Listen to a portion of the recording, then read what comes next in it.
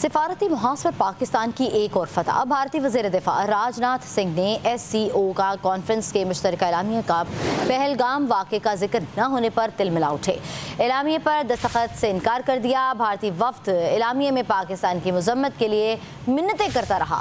रुकन मुल्कों के वफूद ने भारतीय मौक़िफ़ की हिमायत से इनकार कर दिया। चीन के दारुल हुकूमत बीजिंग में शंघाई ताउन तंजीम के वज़राए दिफा का इजलास हुआ, जिसमें कॉन्फ्रेंस के मुश्तरका एलामिया को देख कर भारतीय वज़ीर दिफा राज सिंह नाराज हो गए। भारतीय मीडिया के मुताबिक वज़ीर दिफा राजनाथ सिंह ने SCO कॉन्फ्रेंस के मुश्तरका एलामिया पर दस्तखत से इनकार कर दिया है।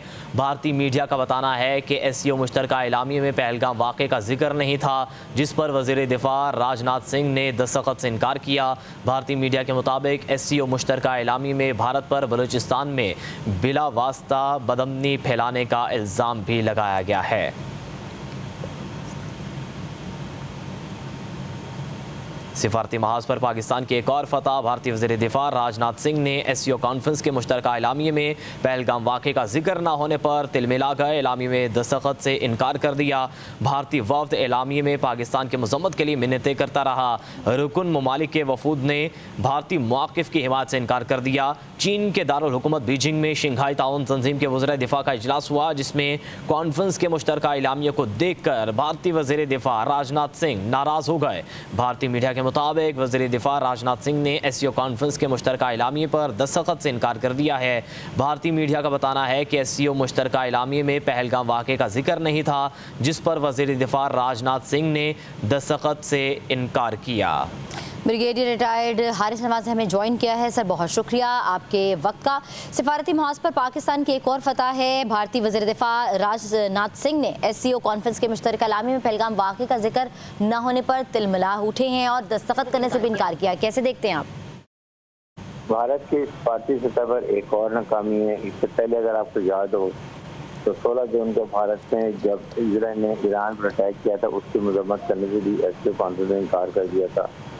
इसका मतलब ये कि भारत अब आइसोलेट हो गया है, कोई मुल्क इसकी परवाह नहीं करता। बाकी तमाम ममालिक Asia, Russia, China, Pakistan, Iran सब ने खुल के इस पर साइन किए हैं, लेकिन पहलगाम इंसिडेंट का ना शामिल होना मीन कि इंडिया एक साबित हो गया कि ये फॉल्स फ्लैग ऑपरेशन था।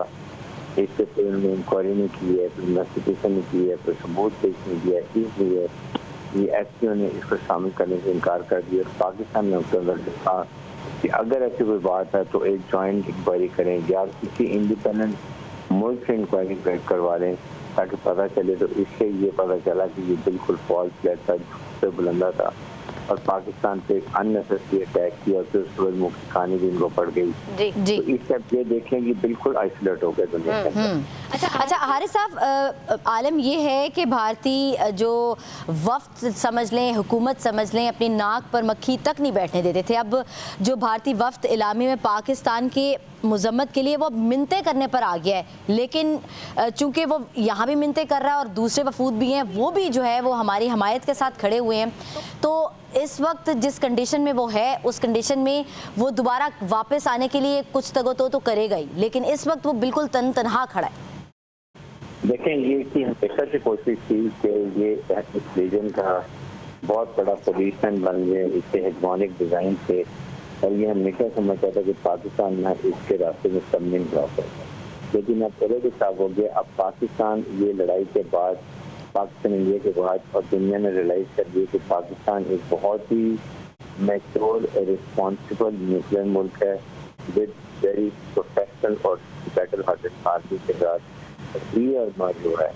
और पाकिस्तान का स्टेटस दुनिया में बहुत हाई हुआ है और अमेरिकन प्रेसिडेंट इस तरीके से हमारे फील्ड मार्शल की तारीफें कर रहे हैं, पाकिस्तानी कौम की तारीफ कर रहे हैं और इंडिया के बारे में भी बहुत नाराज भी हैं, क्योंकि वो बड़ा एरोगेंट बिहेव करते हैं, टाइम भी करते हैं। ठीक है हारिस साहब, हमारे साथ ही रहेगा। अभी मैं ज्वाइन किया है तारिक रशीद साहब ने, मेजर जनरल रिटायर्ड हैं। तारिक साहब, बहुत शुक्रिया आपके वक्त का। सर बताइएगा, भारत को एक और नाकामी का सामना हुआ है। आप क्या समझते हैं कि भारतीय जो सिफारती महाज है उसमें बहुत बड़ी नाकामी भारत के लिए? देखिए, ये बहुत बड़ी नाकामी है और ये जो ऑर्गेनाइजेशन है, स्पेशली SCO और ब्रिक्स, अब इनमें ये रियलाइजेशन है कि जब भी कोई मुश्तरका वो बयानिया बनाते हैं, करारदार अपना डिक्लेरेशन देते हैं, इंडिया उसे साइड स्टेप कर जाता है। इससे पहले भी जैसे बता रहे थे बगेड़े साहब कि वो उसने एससीओ ने पास की करारदार उसकी ईरान की हमायत में, तो इन्होंने उससे भी अब्सटेन कर दिया। फिर पाकिस्तान को रशिया और चाइना ब्रिक्स का मेंबर बनाना चाहते हैं, उसमें फिलहाल इंडिया उसको अपोज कर रहा है। तो वो ये समझ रहे हैं कि इंडिया जो है ये बजाय मिल के और आगे बढ़ने के, ये जो हीले बहाने बना के और ग्रुप्स को एक्सपेंड होने नहीं दे रहा। तो इसकी वो अभी बातचीत शुरू कर दी है कि इसको इंडिया को ठीक है, भारत को सिफारती महाज पर भी नाकामी का सामना हुआ है। तारिक रशीद साहब हमारे साथ मौजूद थे, मेजर जनरल रिटायर्ड, और ब्रिगेडियर रिटायर्ड हारिस नवाज साहब हमें ज्वाइन किया था। बहुत शुक्रिया आप दोनों का।